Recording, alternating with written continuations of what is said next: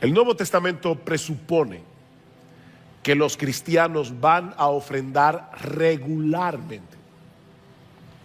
Regularmente. No es una vez al año, no es una vez cada 6 meses.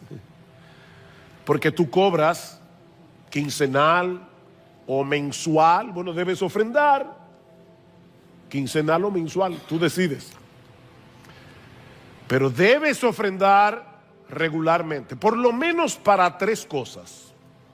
En primer lugar, para sostener el ministerio de la iglesia. Pablo dice en 1 Timoteo capítulo 5 versículos 17 y 18: los ancianos que gobiernan bien sean tenidos por dignos de doble honor, mayormente los que trabajan en predicar y en enseñar, porque está escrito: no pondrás bozal al buey que trilla, y digno es el obrero de su salario. Hay un salario que se debe dar a los ministros del evangelio, y eso sale de las ofrendas de la iglesia, entre otras cosas para las cuales ofrendamos.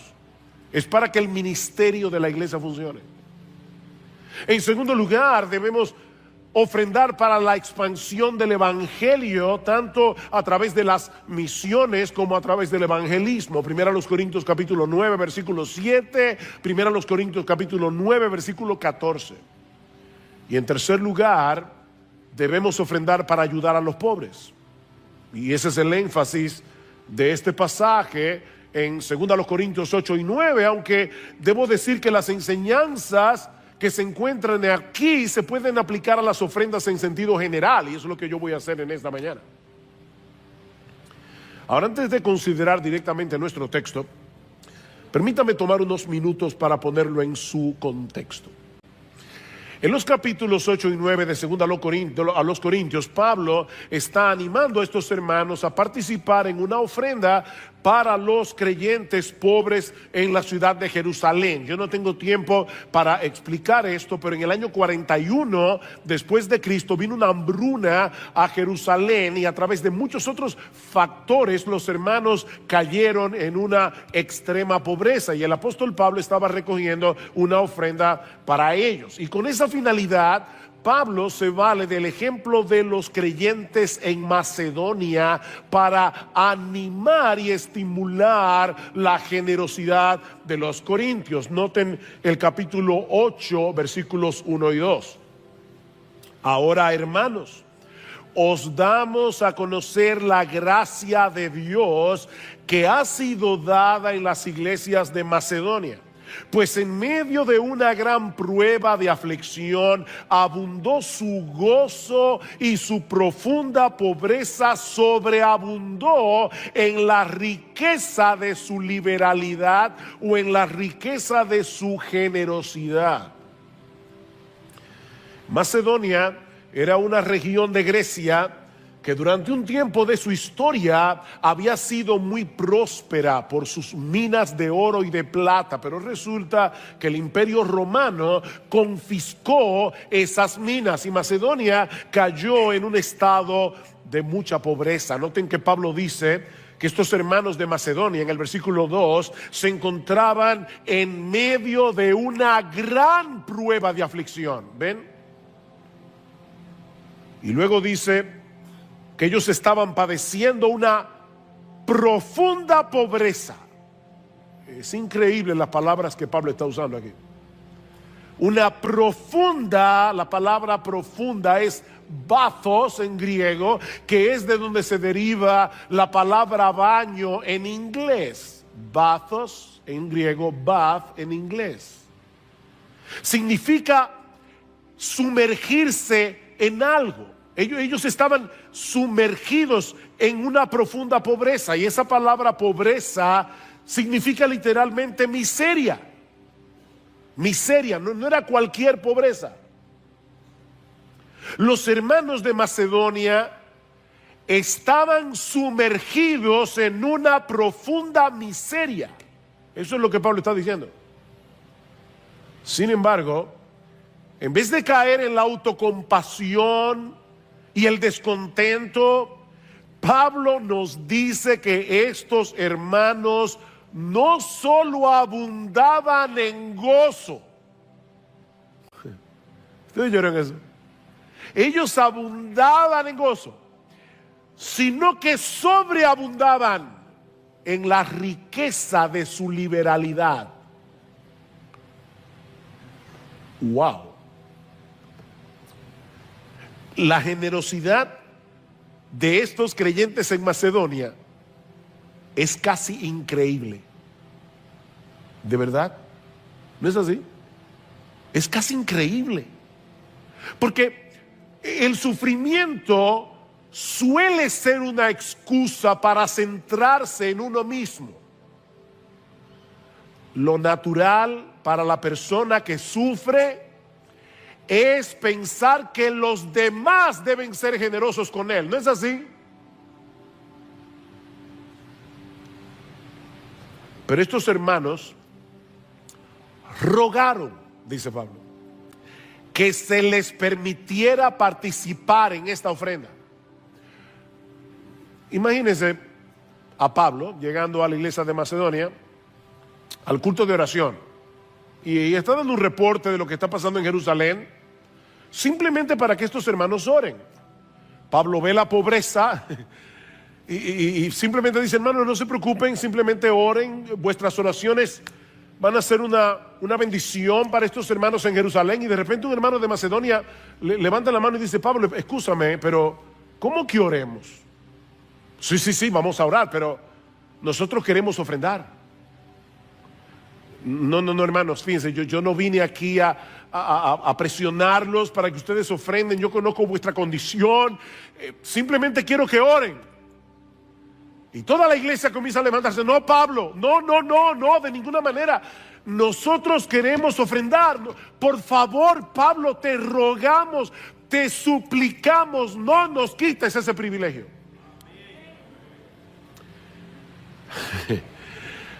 Miren, yo no sé ustedes, pero a lo largo de esta semana yo me he sentido sumamente convicto de pecado. El evangelio de la gracia de Dios había cambiado por completo la perspectiva que estos hermanos tenían acerca del dinero, acerca de dónde se encuentra nuestro verdadero gozo y nuestra verdadera riqueza. Estos macedonios no estaban haciendo otra cosa que reaccionando a lo que Dios había hecho por ellos en Cristo. Noten el versículo 9: porque conocéis la gracia de nuestro Señor Jesucristo, que siendo rico, sin embargo por amor a vosotros se hizo pobre, para que vosotros por medio de su pobreza llegaras a ser ricos. Ellos estaban imitando a Jesús.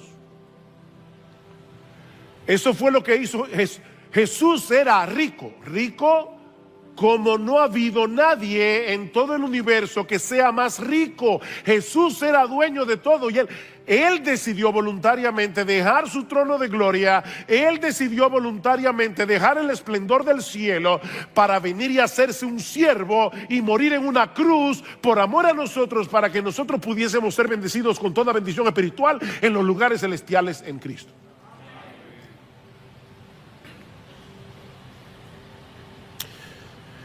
Y ese es el ejemplo que Pablo pone delante de los creyentes en Corinto y hermanos de Iglesia Bíblica del Señor Jesucristo, delante de todos nosotros, para enseñarnos lo que significa para un cristiano ser generoso. Con esto en mente, luego de esta breve introducción, ahora podemos considerar algunas de las enseñanzas que encontramos en 2 Corintios capítulo 9, los versículos 5 al 11, que es el pasaje que vamos a considerar en esta mañana. Y lo primero que encontramos aquí es un contraste, los versículos 5 al 7.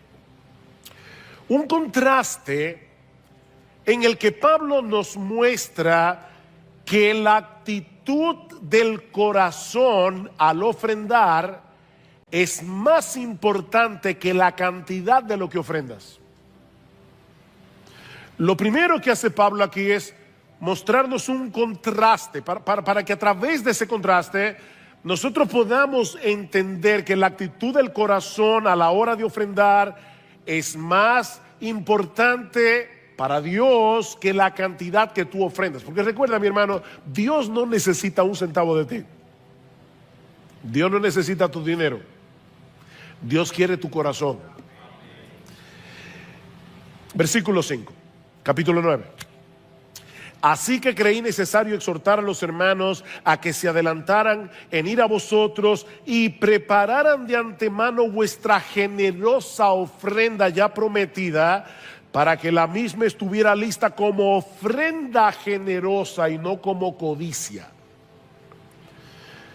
Pablo había enviado a Tito junto con otro hermano, cuyo nombre no se menciona aquí en el pasaje, para preparar de antemano, dice él, vuestra generosa ofrenda ya prometida. Y esta palabra que se traduce aquí como generosa ofrenda significa literalmente bendición. Es la palabra eulogía, bendición. El contraste de Pablo aquí es que vuestra ofrenda sea dada como una bendición y no como de exigencia nuestra, dice la Reina Valera del 60. ¿Ven el contraste? Como una bendición, no como si fuera una exigencia. Otra forma de traducir esta frase es algo que es arrancado de la codicia. Como alguien que es despojado de sus bienes bajo amenaza. Dame tu dinero. Pablo dice, no es así que yo quiero que te ofrendes. No. Pablo no quería que estos hermanos se sintieran presionados por su autoridad apostólica. Eso es lo que le está diciendo. Yo quiero que ustedes den entendiendo con la conciencia de que es una bendición bendecir a otros, no como si fuera una exigencia, de tal manera que yo tengo que arrancarles de la billetera lo que ustedes quieren aferrarse a eso.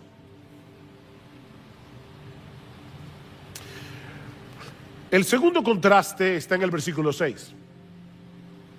Pero esto digo: el que siembra escasamente, escasamente también segará. El que siembra abundantemente, abundantemente también segará. Dios espera que demos de forma generosa, no con tacañería. Ese es el contraste aquí. No escasamente, sino abundantemente. ¿Ven? Con un corazón generoso, no con un corazón tacaño. Sean abundantes a la hora de dar, dice Pablo, porque el que siembra escasamente segará escasamente. Y Pablo está pensando aquí en el agricultor que pierde su semilla. Cuando el agricultor siembra su semilla, en cierto modo la está perdiendo, pero la está perdiendo para luego tener la cosecha, ¿verdad?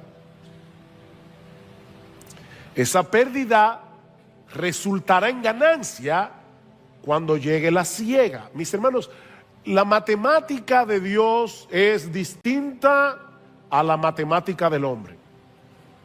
En la matemática tuya y mía, 10 menos 1 es igual a 9. Y 10 menos 0 es igual a 10. Si tú quieres tener 10, ¿qué debes hacer? No dar nada.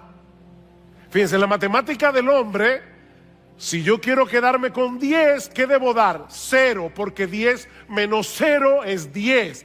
Porque si doy 1, aunque sea, ya me quedé con 9.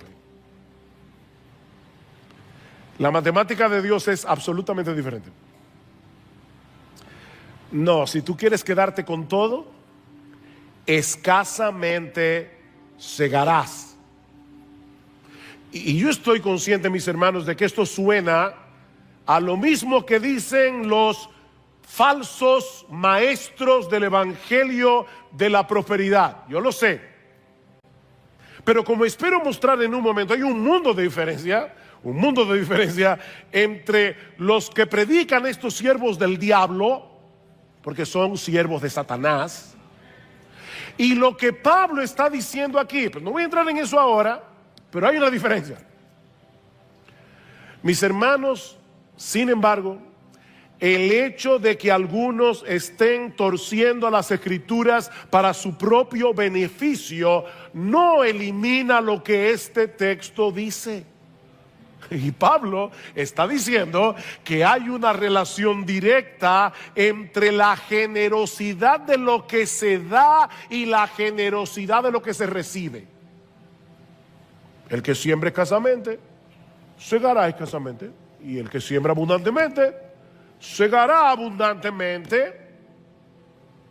Por supuesto, lo que esa generosidad implica para unos no es lo mismo de lo que implica para otros, pero todos debemos ser generosos a la hora de dar. Repito, esa generosidad no se va a ver igual. Dios no está contando la cantidad que tú das. Déjeme ponerlo de esta manera. Mira, mi hermano, si tus ingresos se han incrementado en los últimos años, y eso es más evidente en tu estilo de vida que en tus ofrendas, probablemente eso es un indicativo de que tú estás sembrando escasamente. Déjame repetirte eso otra vez. Si tus ingresos han aumentado en los últimos años, y eso es más evidente porque tu estilo de vida ha aumentado, pero no tus ofrendas, tú estás en problemas. Muy probablemente tú estás sembrando escasamente. Eso es lo que ha pasado en los Estados Unidos de Norteamérica, donde las estadísticas son más fieles que en países como los nuestros. Estudios han demostrado que los ingresos de los cristianos en los últimos años han aumentado en los Estados Unidos y las ofrendas han disminuido. ¿Saben lo que eso indica? Un problema del corazón. Hay un problema del corazón. Pablo dice en 1 Corintios capítulo 16 versículo 2 que todo creyente, y él usa la expresión cada uno,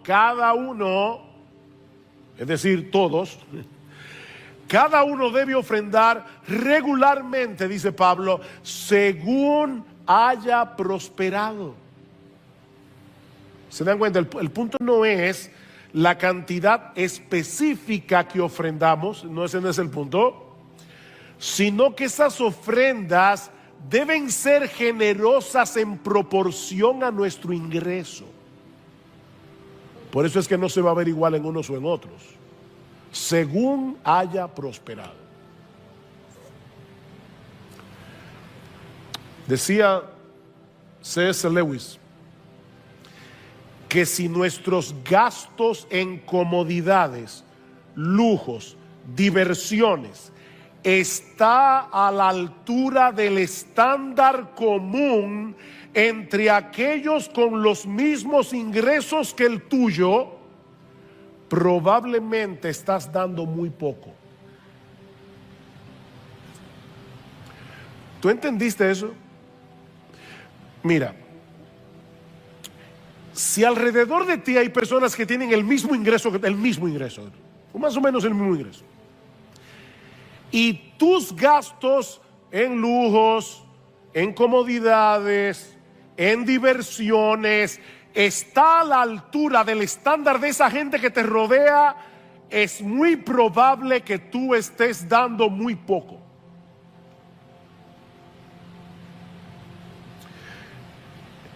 Eso no es generosidad, porque la mayoría de la gente no es generosa para dar para el Señor.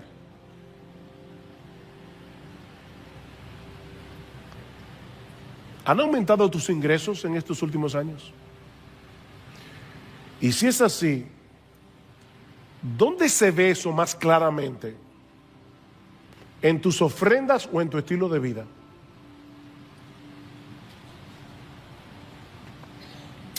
El tercer contraste está en el versículo 7.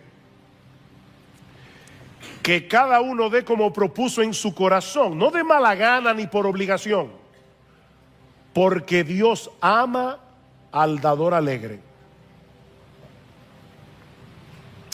Antes de ver de cerca el contraste que hay en este texto, noten una vez más el cada uno. Cada uno. ¿Quiénes deben ofrendar? ¿Los ricos de la iglesia? ¿Los de clase media, media alta? Cada uno. Cada uno. Ofrendar es una responsabilidad de todo creyente, todo aquel que ha sido hecho partícipe, beneficiario de la gracia de Dios en Cristo debiera ofrendar. Ningún creyente está exento. De hecho, ningún creyente debería desear que lo eximieran de ese privilegio. Eso es lo que vemos en el ejemplo de los macedonios. No, Pablo, no nos quites ese privilegio. No nos quites esa bendición, porque es más bienaventurado dar que recibir. ¿Por qué tú me quieres quitar esa bendición?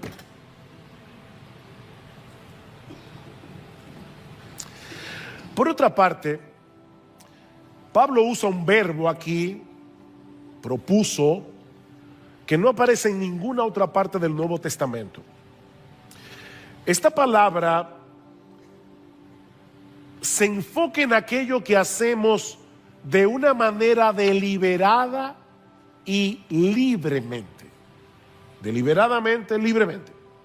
O sea, no se trata de un impulso del momento, sino de algo que se hace de una forma planificada, plenamente conscientes de lo que estamos haciendo. En otras palabras, no debemos ofrendar de una forma mecánica. Bueno, yo decidí que esto es lo que voy a dar todos los meses. Sencillamente todos los meses hago el cheque. Pablo dice, no. Considera con cuidado lo que estás haciendo a la hora de ofrendar. ¿Sabes para qué? Para que lo hagas con una actitud adecuada. De ahí el contraste en nuestro texto. No de mala gana. Ahí están pidiendo otra vez. Ese es el espíritu. ¿Qué problema? Uno con el agua hasta el cuello, ahora encima de eso la ofrenda, la bendita ofrenda. No, hermano, no. Mira, ni que des $1,000,000. No, así no. No de mala gana, dice Pablo. No de una forma renuente. Como algo de lo que uno se desprende con resistencia. La idea que Pablo parece querer transmitir es la del individuo que ofrenda, escucha esto, lamentando en su corazón todo lo que pudo haber hecho con ese dinero.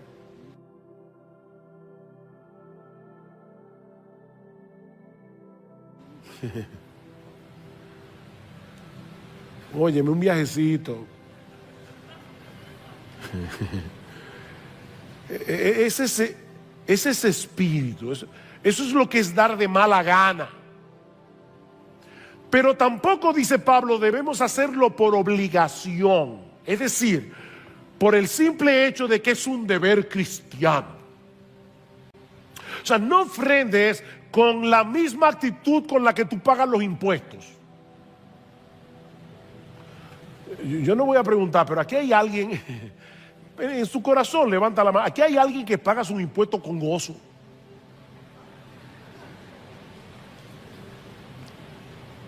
Qué suerte que la Biblia nos dice, Dios ama al que paga sus impuestos con alegría. Pero Él sí dice que ama al dador alegre. No ofrendes como el que paga sus impuestos. Nadie quiere tener problemas con el impuesto sobre la renta. No vaya a ser que te multen o que seas perseguido por la justicia. No es con esa actitud que debemos dar, como si fuera una obligación legal. ¿Cómo debemos hacerlo? Vean el versículo 7 otra vez. que cada uno dé como propuso en su corazón, no de mala gana ni por obligación, porque Dios ama al dador alegre. O sea, Dios no se agrada con la ofrenda del que no se agrada en ofrendar. ¿Oíste eso, verdad? Dios no se agrada con la ofrenda del que no se agrada en ofrendar. Él se deleita en aquel que se deleita en imitar su generosidad. Valga la redundancia. En este caso vale la redundancia. Mis hermanos, nuestro Dios es tan generoso, tan generoso. Y su deleite es ver ese reflejo de su carácter desarrollándose en aquellos que fueron comprados con la sangre de Jesús. Cuando Dios ve eso en el corazón de sus hijos, Él ve un reflejo de Él mismo y Él se goza en eso. ¿Ves?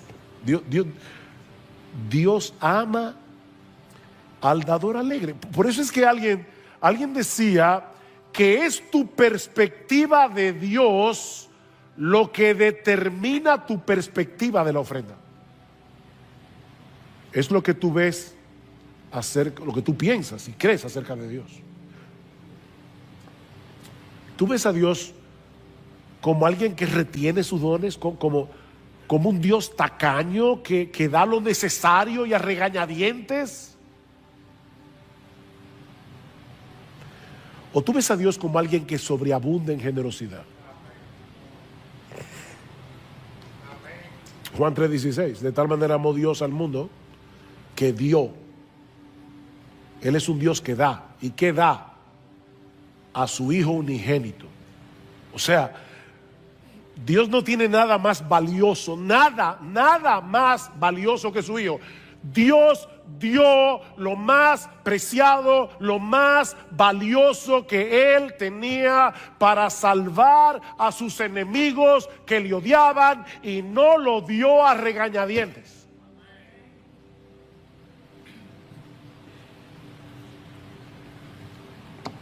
Esa es una de las cosas que sorprende de la ofrenda de los macedonios, porque era para los santos en Jerusalén.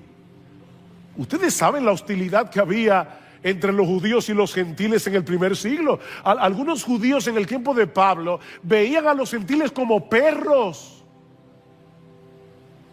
Y de hecho no todos estaban, los cristianos judíos no estaban tan contentos con que Pablo llevara la obra misionera hasta los gentiles. Lean el capítulo 11 del libro de los Hechos. No todo el mundo estaba contento. Y ahora la gracia de Dios es tan increíble que llevó a los macedonios a pasar por alto esos prejuicios y ofrendar generosamente de lo que no tenían para ayudar a esos que en el pasado los odiaban. ¿Saben qué estaban haciendo ellos? Imitando a Dios. Imitando a Dios, que dio lo más preciado que Él tenía para salvar a aquellos que lo odiaban. Y no lo hizo a regañadientes. Mira, mi hermano, la próxima vez que tú vayas a ofrendar, piensa en Sofonías 3:17. Jehová está en medio de ti, poderoso. Él salvará, se gozará sobre ti con alegría, callará de amor, se regocijará sobre ti con cánticos. Él dio lo más preciado que tenía para que pecadores culpables pudieran ser absueltos en su tribunal, y ahora Él se goza y se regocija sobre esos que Él compró con cánticos de alegría. Nuestro Dios es un dador alegre, y Él ama a los que son como Él. Él ama a los dadores alegres, porque reflejan en sus ofrendas el Dios en el que ellos han creído. Una pregunta que muchas veces nos hacen en las iglesias, ustedes saben que nosotros vamos a otros lugares y a veces hay paneles de preguntas y respuestas. Y esta es una pregunta clásica. ¿Es obligatorio para los cristianos diezmar? El diezmo pertenece a la ley mosaica. Y por favor no citen el caso de Abraham con Melquisedec o el caso de Jacob cuando dice yo voy a dar el 10% de todo. La razón por la que no debemos usar esos ejemplos es porque lo de Abraham con Melquisedec fue un caso único. La Biblia no dice que Abraham ofrendaba regularmente. Eso fue del botín de una guerra que en la que Abraham estuvo envuelto. Y en el caso de Jacob es todavía peor, porque Jacob no le dice a Dios, yo te voy a dar el 10% de todo lo que tú me des. No, le dice, si tú me prosperas, yo te doy el 10%. Así que esos dos casos que son anteriores a la ley no lo podemos usar. Y el caso de los diezmos, en el caso de la ley mosaica, nosotros sabemos por el Nuevo Testamento que la ley mosaica pasó. Así que si tú quieres una respuesta teológica, ¿deben los cristianos, los creyentes del nuevo pacto diezmar? Personalmente pienso que no. No tenemos la obligación legal de dar el diezmo.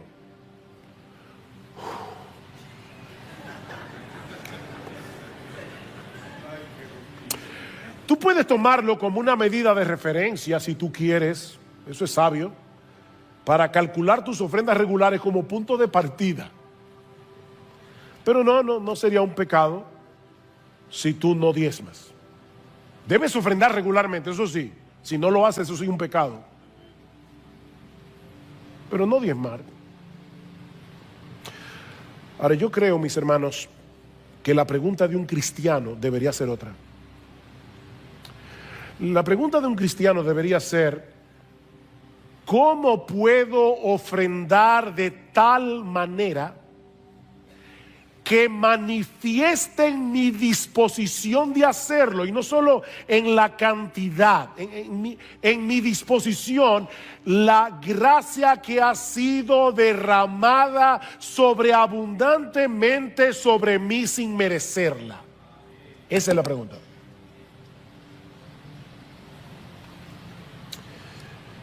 Alguien ha dicho, el dador alegre es aquel cuyo corazón está completamente extasiado con la bondad y la grandeza de Dios, cuya mente está cautivada con la hermosura de Jesús, cuya alma está satisfecha con todo lo que tenemos en Él, y quien a pesar de su adversidad y desafiando toda circunstancia, se goza con un gozo inefable y glorioso. Tal es el dador al que Dios ama.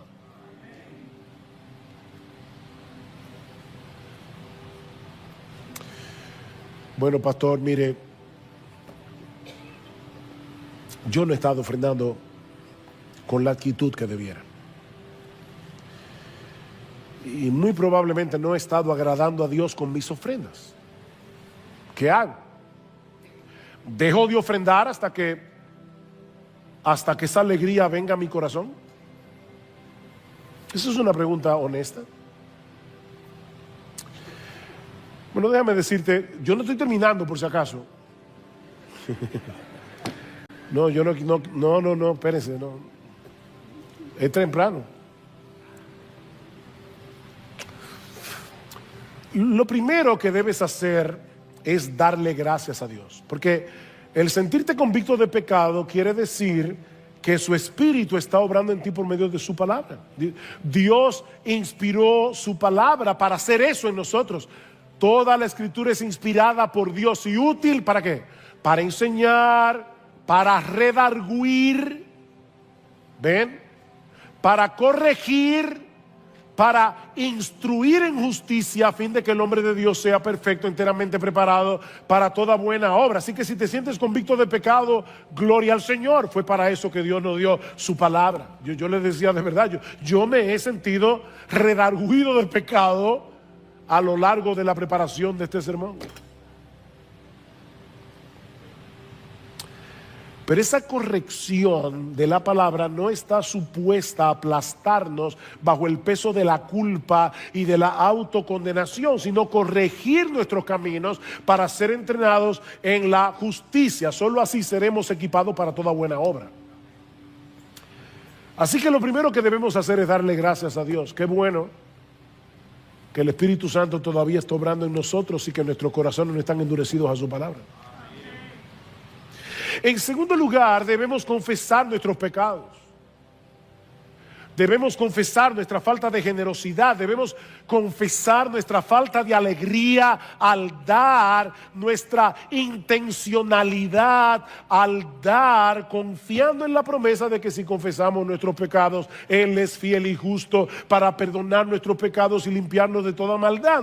No te quedes aquí aplastado, confiesa tu pecado y acepta por la fe el perdón de Dios.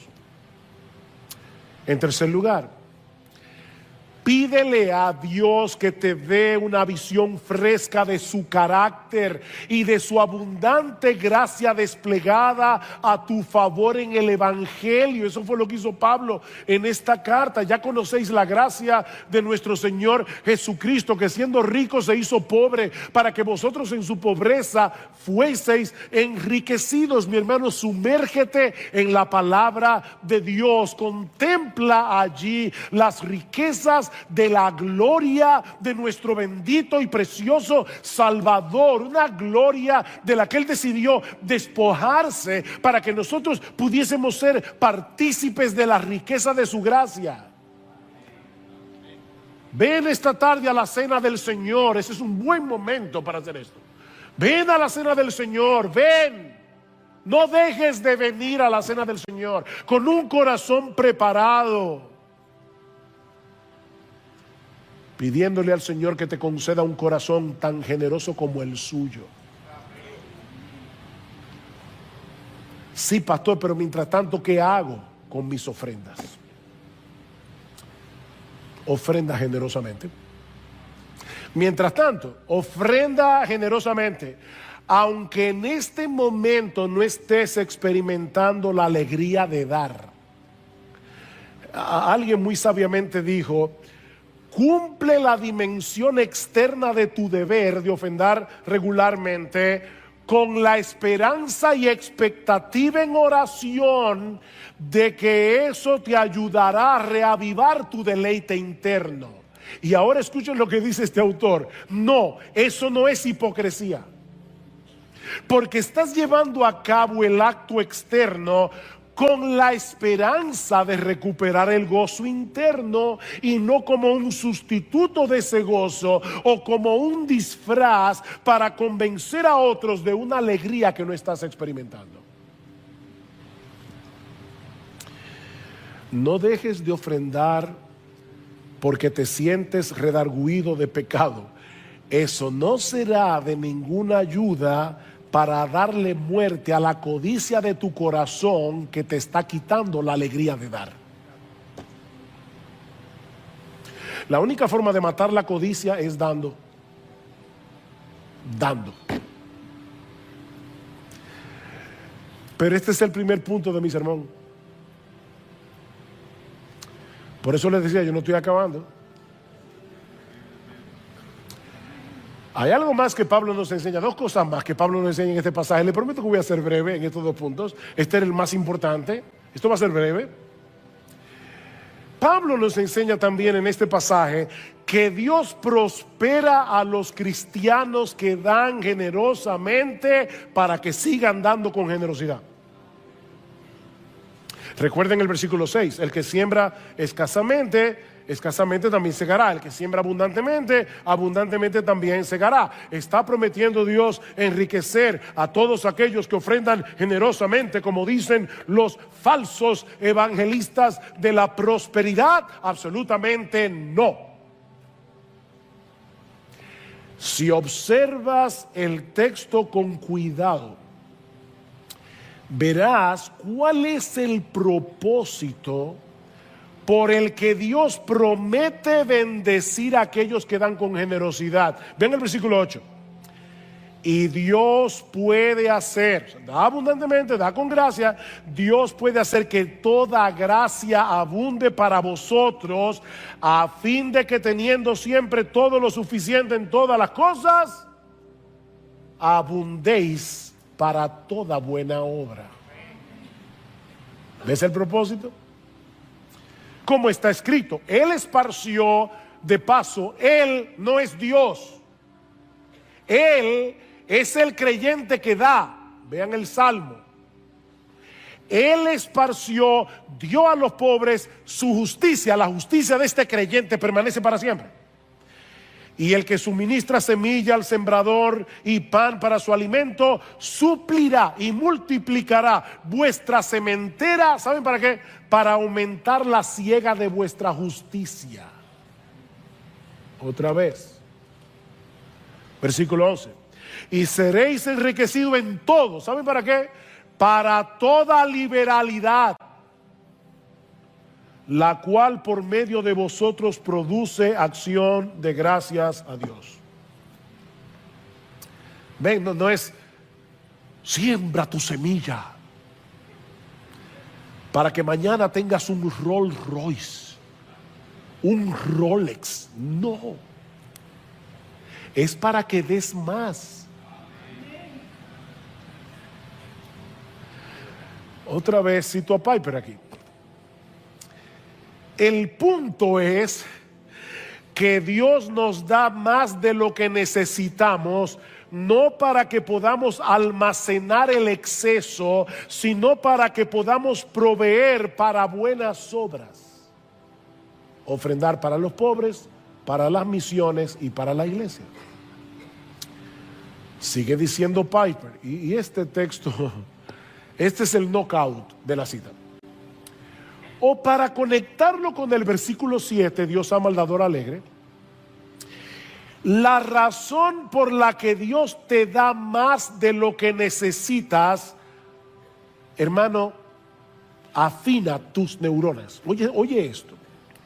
La razón por la que Dios te da más de lo que necesitas no es para que reduzcas tu gozo guardándolo para ti, sino para que incrementes tu gozo dando más. Miren, búscame a un egoísta y encontrarás a un miserable, que es más bienaventurado dar que recibir. ¿Tú crees eso? No mates tu gozo, no lo mates guardándolo todo para ti. ¿Ven la diferencia entre los falsos satánicos evangelistas de la maldita prosperidad que salieron del infierno? Entonces, ¿ven la diferencia entre en lo que predican estos falsos maestros de Satanás y lo que Pablo está enseñando aquí?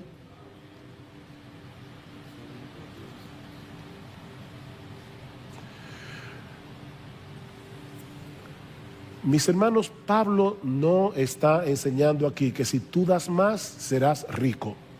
Y los creyentes de Macedonia son una prueba de que Dios no prometió eso.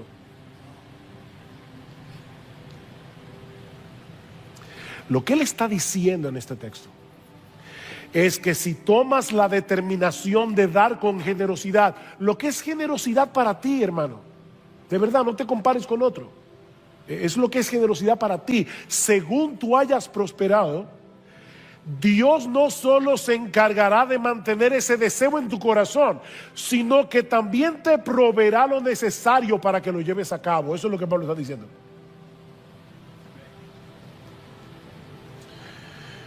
Recibimos para dar, no para hacernos millonarios. Ese es el punto de la cita del Salmo 112, que está en el versículo 9. Como está escrito, Él esparció, el creyente, Él dio a los pobres, su justicia permanece para siempre. En este salmo se habla del hombre que se compadece del pobre y cómo Dios lo prospera para que pueda continuar haciendo obras de justicia. Obras de justicia que no solo repercutirán en esta vida, sino en la venidera. Su justicia permanece para siempre.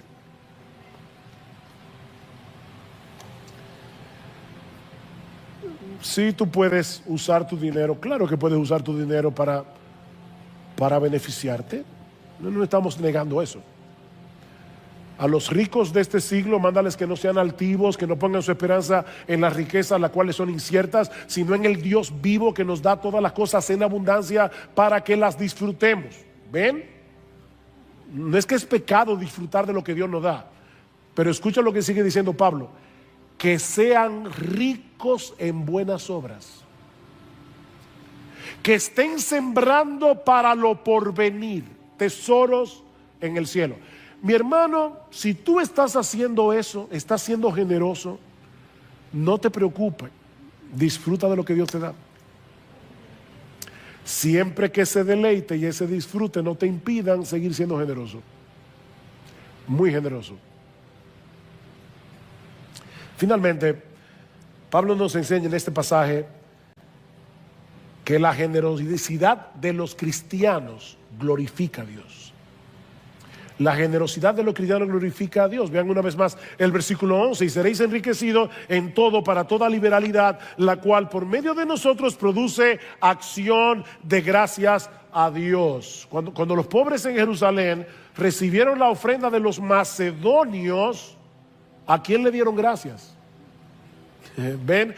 Le dieron gracias a Dios, porque ellos sabían que ese Dios era el gran benefactor que estaba detrás de la generosidad de los corintios o de los macedonios.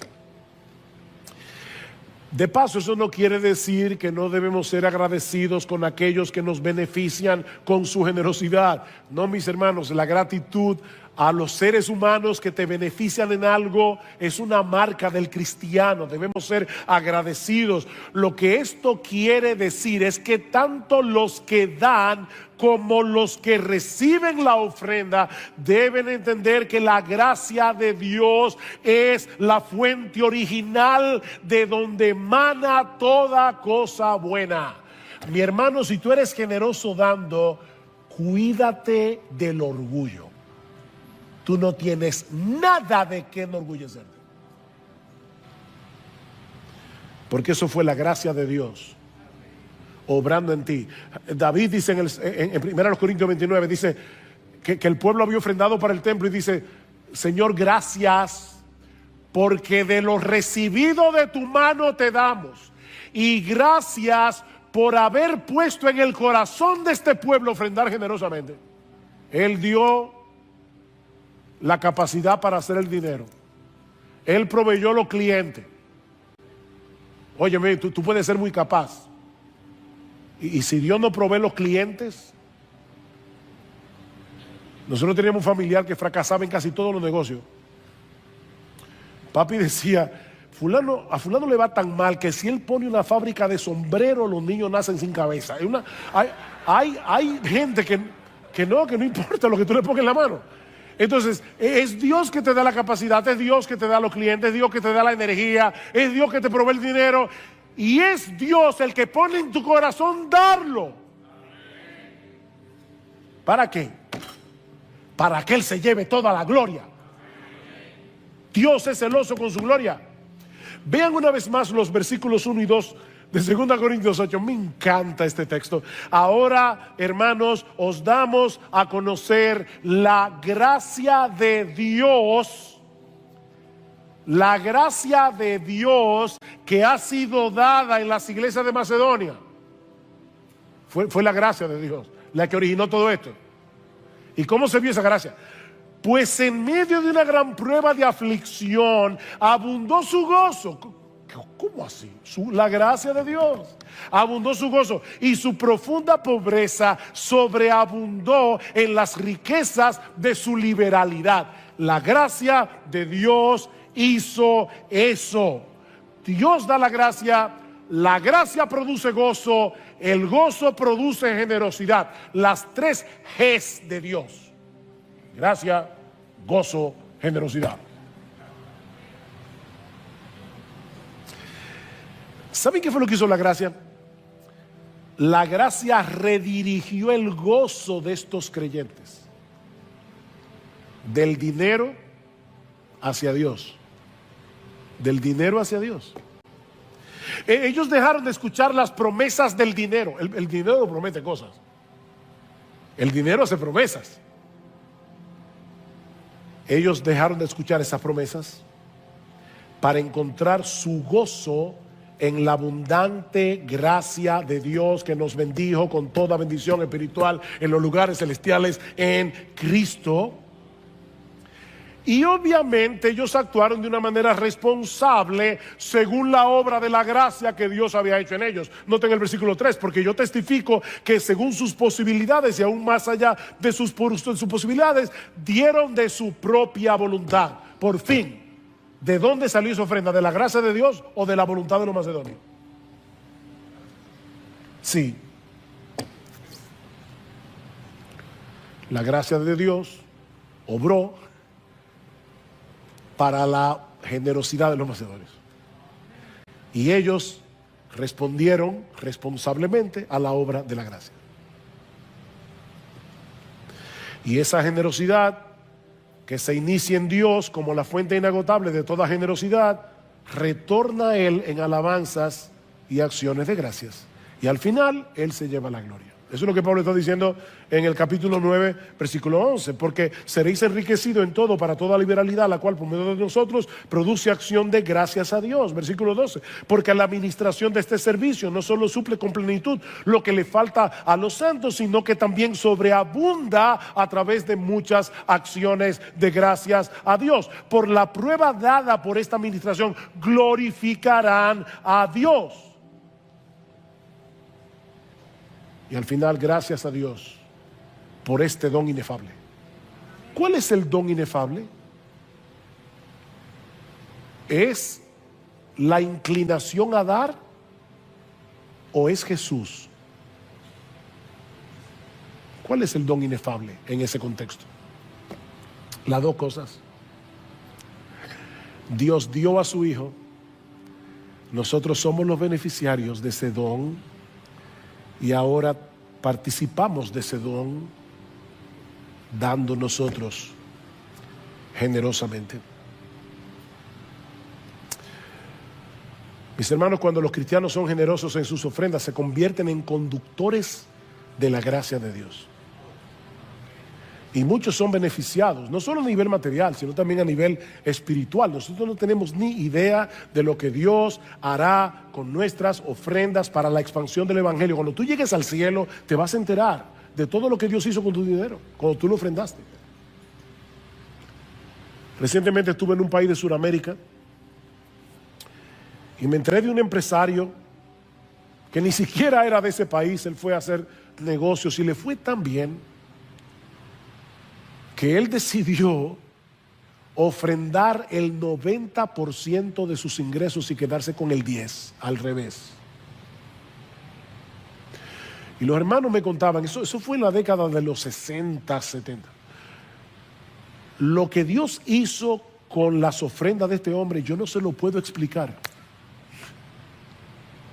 Iglesias que estaban metidas en rincones, por la generosidad de este hombre, pudieron salir a la capital de este país y colocarse en lugares estratégicos.